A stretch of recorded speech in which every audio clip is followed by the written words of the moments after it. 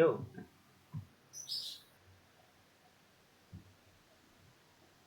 Yo, Assalamualaikum warahmatullahi wabarakatuh. Waalaikumsalam warahmatullahi wabarakatuh. Kami dari kelompok 4 mata kuliah Teknologi Bahan Bangunan 2 akan mempresentasikan tentang implementasi teknologi bahan pada perawatan dan perbaikan bangunan.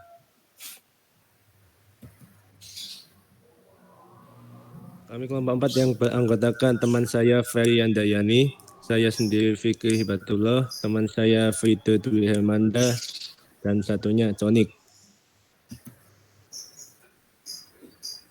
Pada materi ini ada 4 bahasan, yakni bahasan yang pertama tentang materi dasar yang isinya definisi, latar belakang, tujuan dari perawatan dan perbaikan bangunan gedung. Yang kedua tentang implementasi bahan beton, ada implementasi struktur dan arsitektur. Yang ketiga tentang pekerjaan perawatan, yang keempat tentang proses perawatan dan perbaikan.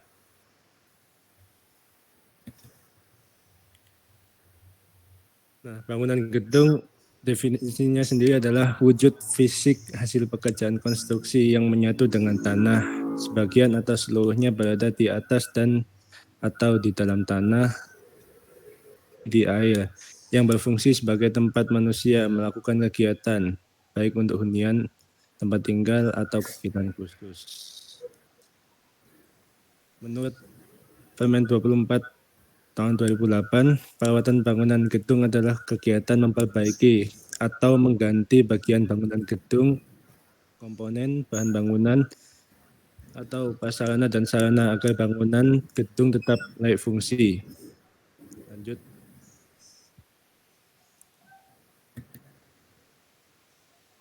Bangunan sendiri digunakan untuk mendukung tercapainya tujuan dan juga terlaksananya fungsi-fungsi pokok dari bangunan tersebut, dan bersifat fleksibel terhadap perubahan-perubahan yang mungkin terjadi dalam organisasi pemakai atau pengguna bangunan. Kegiatan perawatan dan perbaikan bangunan itu sangat penting. Lanjut. Tujuan dari perawatan dan perbaikan bangunan itu sendiri, yakni yang pertama untuk mengupayakan tercapainya atau memperpanjang umur pakaian cana bahan, konstruksi bangunan, atau meningkatkan fungsi serta kekuatan bangunan. Sasaran dari pekerjaan perbaikan adalah untuk mengoptimalkan pemanfaatan gedung agar tetap layak fungsi. Nah, tujuan utamanya untuk memperpanjang usia bangunan, menjaga fungsi bangunan, menjamin kesiapan operasional peralatan seperti menghadapi keadaan darurat atau bencana. Yang keempat, untuk menjamin keselamatan manusia yang mempergunakan fasilitas bangunan tersebut. Yang kelima, menghindari kerugian yang lebih besar dan gangguan kenyamanan pengguna akibat kerusakan bangunan. Dua, implementasi bahan beton. Satu, ada implementasi struktur, dua, ada implementasi arsitektur. Implementasi struktur, yakni beton bertulang, punya ketahanan yang tinggi terhadap api dan air, bahkan merupakan bahan struktur untuk bangunan yang banyak bersentuhan dengan air. Ya, ada kolom. Kolom merupakan elemen struktur yang memegang peranan terpenting, karena jika suatu kolom runtuh, maka lantai di atasnya juga akan runtuh, dan dapat juga menyebabkan runtuhnya bangunan secara keseluruhan. Untuk tulangan kolom itu ada kolom segi 4 dengan tulangan memanjang dan sengkang. Terus ada kolom bulat dengan tulangan memanjang dan tulangan lateral berbentuk spiral. Setelah itu ada kolom komposit yang terdiri dari beton dan baja. Lanjut. Yang kedua ada balok. Balok itu adalah bagian struktur bangunan yang kaku dan dirancang untuk menanggung dan mentransfer beban menuju elemen kolom penopang. Jenis balok ada balok sederhana, cantilever, blok kontinu dan bentangan tersuspensi. Yang ketiga ada plat. Plat biasanya adalah sebuah beton yang ditumpuk oleh balok yang melintang dan dicor menjadi satu kesatuan sehingga menjadi konstruksi balok tip dan bertumpu pada pembangunan. Ada dua, yakni plat satu arah dan dua arah. Selanjutnya dilanjutkan oleh teman saya. 2. Implementasi arsitektur. Seiring berkembangnya tren dalam dunia interior dan arsitektur, pemilihan material natural dan mentah tidak luput untuk diaplikasikan. Pemilihan material beton yang mentah tanpa adanya finishing sering dikenal sebagai gaya brutalis, yang merupakan gaya arsitektur pada tahun 1950-an. Yang memanfaatkan material natural dengan tetap mempertahankan tekstur material tersebut. Material beton dalam implementasi arsitektur memiliki beberapa kelebihan, yaitu 1. Praktis. Penggunaan beton dengan raw finishing sebagai dinding baik untuk fasad bangunan dan dinding ruangan sangat praktis diaplikasikan karena tidak perlu menambahkan finishing lainnya. Tentunya juga dapat memotong biaya finishing fasad atau dinding ruangan. Yang kedua, perawatan mudah. Material beton ini tidak memerlukan perawatan khusus. Dengan ketahanannya terhadap segala cuaca, beton menjadi salah satu alternatif bagi penggunanya yang tidak mau susah dalam merawat bangunan tersebut. 3. Estetika. Material beton sangat cocok untuk menambah estetika bangunan dengan konsep natural atau memiliki brutalis style dengan penggunaan beton pada bagian fasad ataupun dinding ruangan menambah suasana natural dan warnanya yang netral, dapat mengekspos material alam yang digunakan seperti kayu, batu ataupun tanaman. Yang keempat, menahan panas. Material beton bersifat dingin atau sering dikenal adem. Material ini mampu meredakan suhu panas dari luar sehingga dapat menurunkan suhu dalam ruangan. Penggunaan material ini pada fasad bangunan membuat udara dalam ruangan menjadi sejuk dan dapat menghantarkan panas dari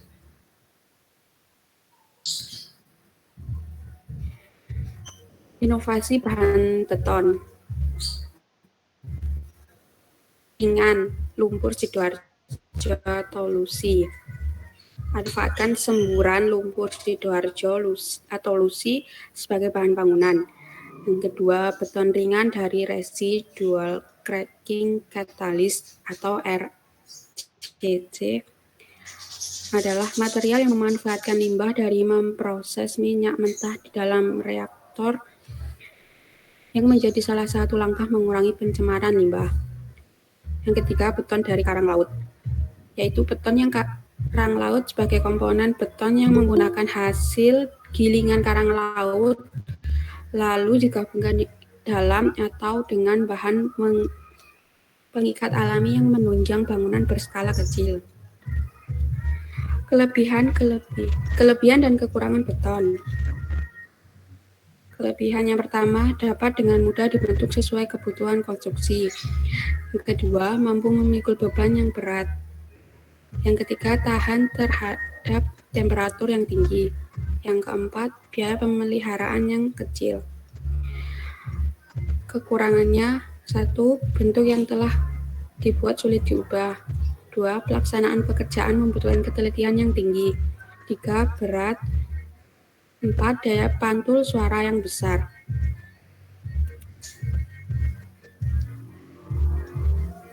Tiga, pekerjaan perawatan bangunan gedung meliputi pekerjaan dan atau penggantian bagian bangunan, komponen, bahan, bangunan, dan atau prasarana dan sarana berdasarkan dokumen rencana teknis perawatan bangunan gedung dengan mempertimbangkan dokumen pelaksanaan konstruksi.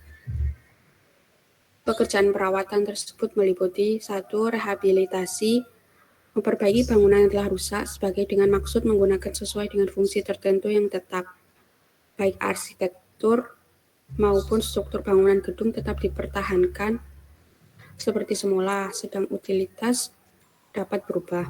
Yang kedua, renovasi, memperbaiki bangunan yang telah rusak berat sebagian dengan maksud menggunakan sesuai fungsi tertentu yang dapat tetap dan berubah, baik arsitektur, struktur maupun utilitas bangunannya.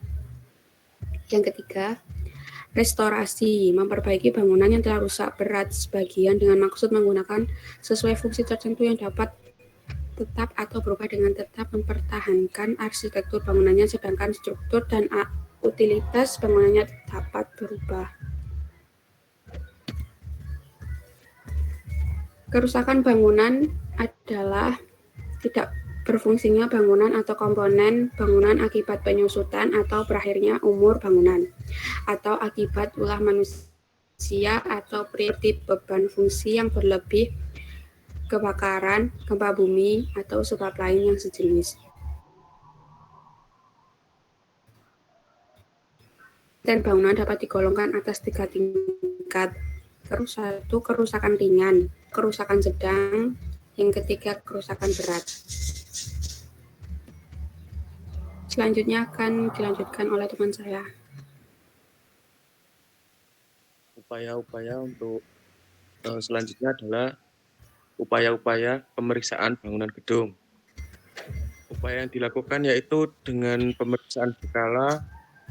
Pemeriksaan berkala sendiri dibagi menjadi beberapa.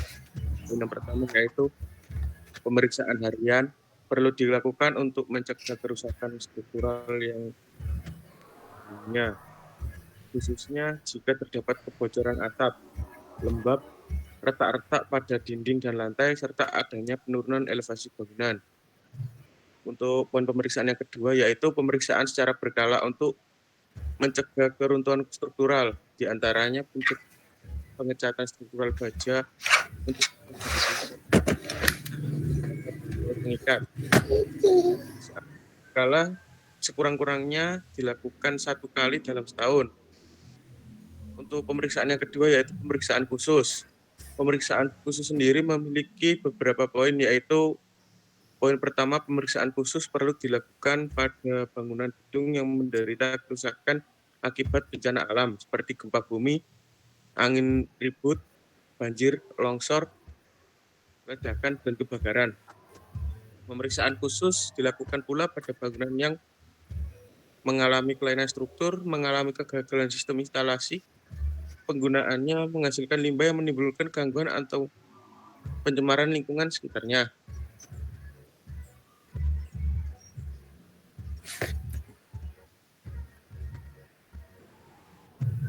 Untuk golongan-golongan perawatan sendiri dibagi menjadi beberapa golongan atau beberapa elemen perawatan. Untuk perawatan bangunan terdiri dari perawatan arsitektur. Perawatan arsitektur sendiri memiliki beberapa poin yang perlu diketahui yaitu dalam jalan keluar, dinding, penutup atap, plafon, kusen, jendela, dan pintu.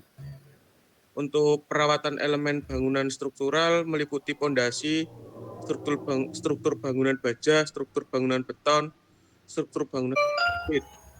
Untuk perawatan elemen bangunan mekanikal dan elektrikal meliputi instalasi tata udara, instalasi proteksi kebakaran, instalasi transportasi vertikal.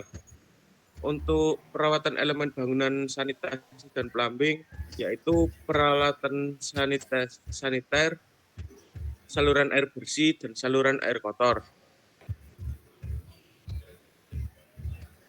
Standar perawatan atau pemeliharaan bangunan gedung.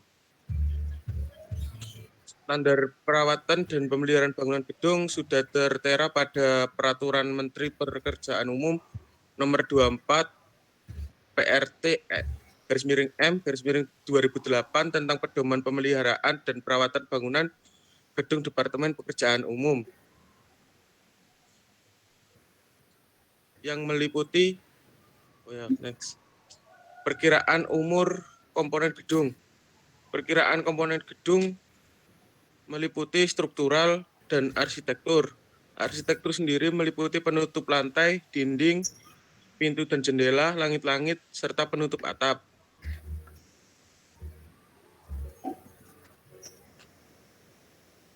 Untuk faktor-faktor yang mempengaruhi kerusakan bangunan yaitu faktor angin, faktor petir, faktor hujan, faktor gempa, dan faktor suhu.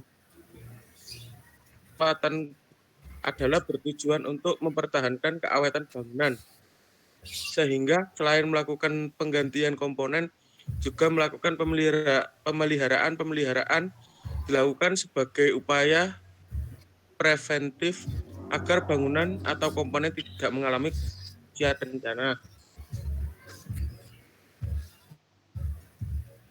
Proses perawatan dan perbaikan bangunan. Untuk poin pertama yaitu perawatan lantai keramik. Pemeliharaan dan perbaikan yang dilakukan untuk lantai keramik menurut Dirjen Pelayanan Mendikbudkes RI tahun 1995 adalah poin pertama pemeliharaan untuk menjaga kebersihan dan kotoran pada permukaan keramik digunakan sapu atau mesin penghisap. Kemudian dipel, pembersihan dilakukan setiap hari.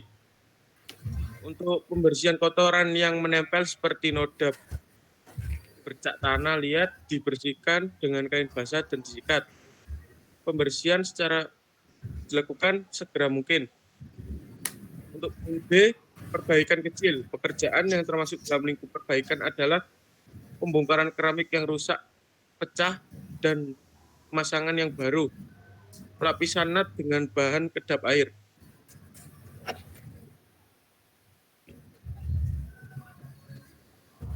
Poin yang kedua yaitu pelaksanaan perawatan lantai vinyl. Pemeliharaan dan perbaikan yang dapat dilakukan untuk lantai vinyl adalah pemeliharaan dilakukan untuk melindungi permukaan terhadap senyawa kimia, perubahan warna, dan tekstur. Dengan membersihkan dan mengepel lantai vinyl, alat dan bahan yang dilakukan sikat dan pembersih lantai. Sistem pembersih dimulai dari membersihkan lantai dengan vacuum cleaner untuk menghilangkan kotoran dan debu. Setelah itu dilakukan pengepelan dengan air bersih dan pembersihan lantai. Pembersihan dilakukan setiap hari. Buffing dengan mesin poles agar mengkilap. Pembersihan bercak-bercak yang menempel dilakukan dengan sikat lantai dengan tambahan cairan seperti sabun. Dalam pemakaian vinyl yang perlu diperhatikan, menurut Dirjen Pelayanan Mendikbudkes Republik Indonesia tahun 1995, hindarkan dari asam atau alkali karena dapat merusak permukaan dan membuat kusam. Hindarkan menyapu atau mengepel dengan campuran yang mengandung minyak karena bekas minyak akan tertinggal sehingga membentuk lapisan tempat menempel benjolan. Hindarkan geseran furnitur karena permukaan dan lunak dari bahan rusak.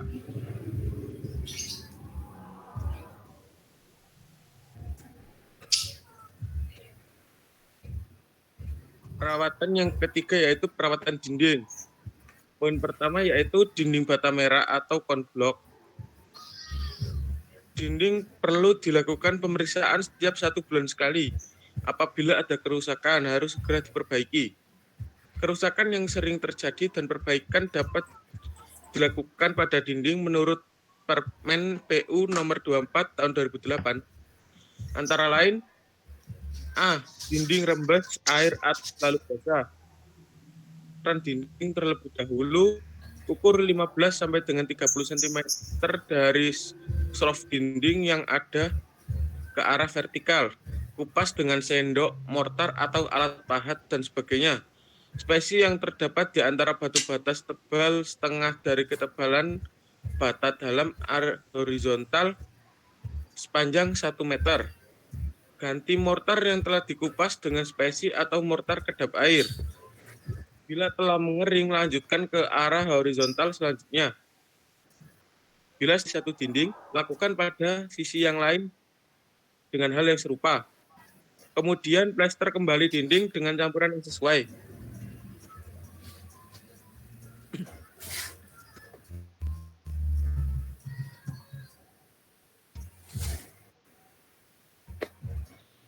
Untuk dinding retak. Dinding retak diperiksa terlebih dahulu apakah keretakan disebabkan oleh faktor muai susut plesteran dinding atau akibat dampak kegagalan struktur bangunan gedung. Bila keretakan diakibatkan oleh muai susut plesteran dinding, maka buat celah dengan pahat sepanjang retakan, isi celah dengan spesi atau mortar kedap air. Kemudian rapikan dan setelah mengering, pelamir serta cat dengan bahan yang serupa. Untuk poin C yaitu dinding basah karena saluran air bocor. Perbaikan yang dilakukan pada dinding yang basah karena saluran air yaitu terlebih dahulu diperbaiki saluran air.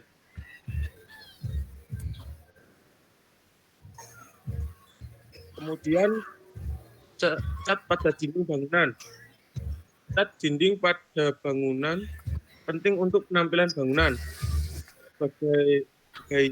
Sebaiknya pengecatan ulang dilakukan pada dinding bangunan setiap 2 atau 3 tahun.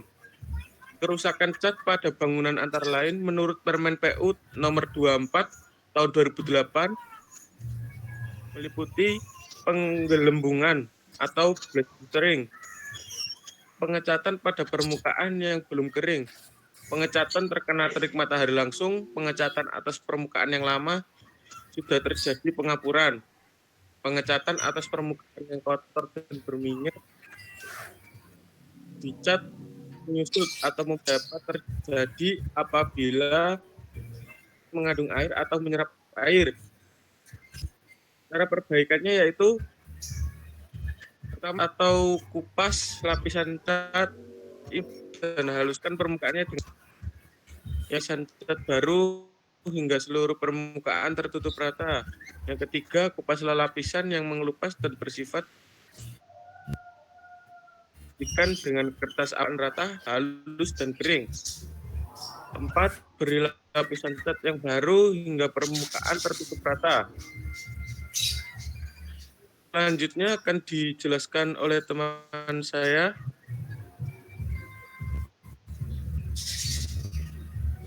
Selanjutnya adalah berbintik, adalah debu atau kotoran dari udara atau kuas kering sempurna.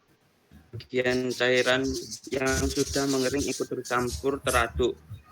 Cara perbaikannya yaitu tunggu lapisan cat sampai kering sempurna yang akan dicat dengan kertas amplas halus dan bersihkan.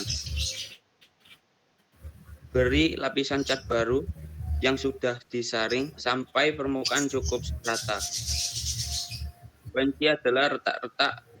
Ya, penyebabnya adalah umumnya terjadi pada lapisan cat yang sudah tua karena elastisitas cat sudah berkurang. Lapisan cat pertama yang belum cukup kering, cat terlampau tebal dan pengeringan tidak merata. Baik kupas lapisan cat dan permukaannya, haluskan dengan kertas amplas kemudian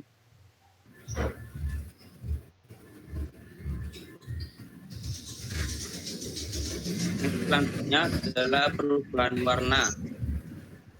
Itu pigmen yang dipakai tidak tahan terhadap cuaca dan terik matahari. Pengikat diisi dengan garam-garam alkali. Untuk cara perbaikannya yaitu pilihlah jenis cat lain, lakukan kembali mukaan dan lapisi dengan cat dasar dengan alkali. Yaitu sukar mengering. Penyebabnya adalah pengecatan dilakukan pada cuaca yang tidak baik, hilangnya sinar matahari, udara lembab. Pengecatan pada permukaan yang mengaduk lemak, minyak, kali yang kuat pada bahan pengikat binder, biasanya pada jenis cat minyak. Cara perbaikannya yaitu lapisan cat, bersihkan dan biarkan permukaan mengering dan baru dicat ulang dalam keadaan cuaca baik. Lapisan cat, bersihkan dan beri lapisan cat yang tahan alkali. ONF bekas kuas, penyebabnya adalah kuas dipulaskan terus pada mulai mengering, terlalu kental, dan pemakaian kuas yang terlalu kotor. Caranya yaitu setelah lapisan cat mengering, gosoklah dengan kertas amplas, bersihkan dan dicat dengan cara pengecatan yang benar dan dicat ulang dengan cat yang kekentalannya daya tutup berkurang. Penyebabnya yaitu cat yang mengadukan kurang baik permukaan bahan yang akan dicat poros. Cara perbaikannya yaitu encerkan cat sesuai anjuran, aduk cat hingga merata sampai cukup merata. Poin H, lapisan cat menurun pada beberapa tempat. Penyebabnya adalah pengacatan dilakukan tidak merata. Untuk cara perbaikannya yaitu dengan baik, rasakan bagian-bagian yang menurun dengan kertas amplas, kemudian lakukan pengecatan ulang.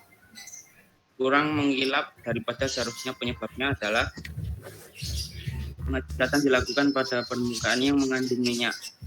Pengecatan pada saat cuaca kurang atau lembab, bukan pada cat yang sudah tua atau mulai mengapul. Dan ulang pengecatan kayu pada lapisan 2 atau kurang mengkilap.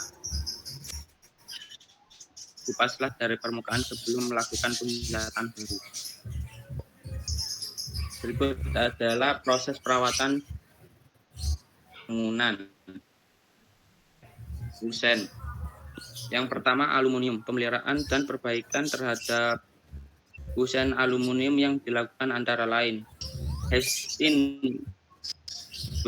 pembersihan dilakukan setiap hari untuk menghilangkan debu-debu yang menempel.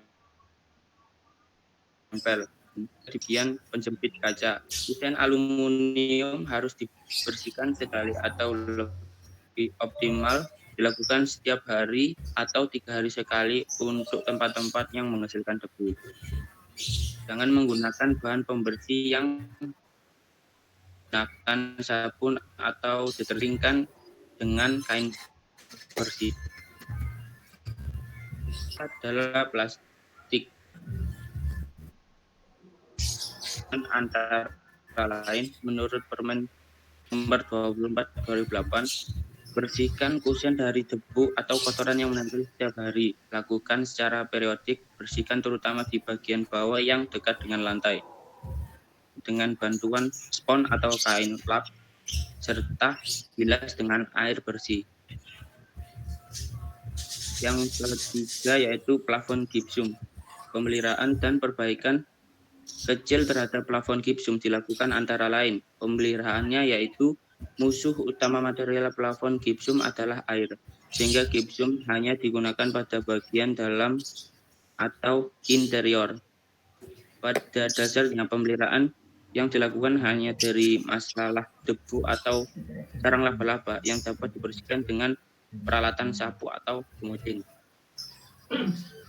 Perbaikan menurut Permen PUPR nomor 24 2008, perhatikan plafon gipsum yang berada pada sisi luar bangunan gedung. Bila terkena air akibat atap yang bocor, segera ganti dengan yang baru atau diperbaiki.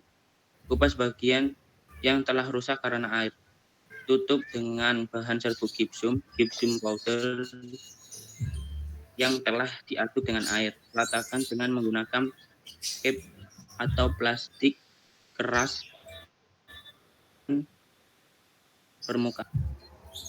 Tunggu hingga kering, kemudian amplas, tutup dengan pelamir tembok. Selanjutnya yaitu proses perawatan dan perbaikan bangunan, pintu dan jendela dan pintu kaca. Pemeliharaan dan perbaikan yang dilakukan antara lain pelayanan Modik Depkes RI 1995. Pemeliharaan yang dilakukan yaitu debu dan kotoran yang menempel dilakukan setiap hari. Pembersihan kotoran dengan menggunakan alat pembersih kaca dan glass cleaner 3 hari sekali. Untuk bagian yang sulit menggunakan alat bantu seperti Tiger dilakukan tiap 3 bulan sekali. Perbaikan kaca pintu yang retak atau pecah harus segera diganti. Yang kedua, kunci dan engsel. Pemeliharaan terhadap kunci dan engsel yang dilakukan antara lain. Menurut Permen PUPR nomor 24/2008, pemeriksaan keadaan kunci dan engsel pada pintu yang tingkat menggunakannya tinggi, seperti pintu keluar, pintu ruangan, dan lain sebagainya. Plumasi bagian yang bergerak dengan pelumas, bukan karat yang berbentuk karena kotoran dan cuaca atau debu. Lakukan pelumas sekurangnya 2 bulan sekali. Gunakan pelumas yang sesuai yaitu pelumas pasta atau pelumas cair lainnya. Proses perawatan dan perbaikan bangunan atap beton plat datar. Pemeliharaan dan perbaikan yang dilakukan antara lain menurut Dirjen Pelayanan Medik Depkes RI 1995, pemeliharaan meliputi sampah dan organisme botanis seperti rumput yang terdapat di permukaan atap. Pembersihan dilakukan dengan sapu disertai dengan penyiraman air. Pembersihan dilakukan 2 minggu sekali untuk sampah dan tiap 3 bulan sekali untuk rumput. Perbaikan meliputi pembongkaran dan pengecoran lapisan atas permukaan atap yang polos, lapis yang retak-retak, dan pengecoran kembali dengan adukan beton atap air. Bila diperlukan, menambah bahan atau obat anti kotor.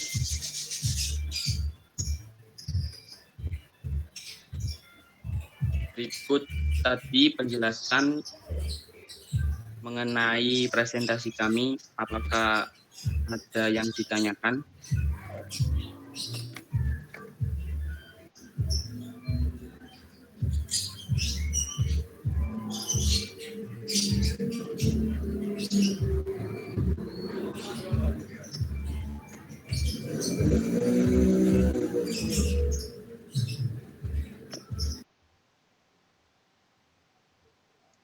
Kalau tidak ada, cukup kami akhiri untuk presentasi kali ini. Jika ada salah kata, mohon dimaafkan. Terima kasih. Wassalamualaikum warahmatullahi wabarakatuh. Waalaikumsalam warahmatullahi wabarakatuh. Warahmatullahi wabarakatuh.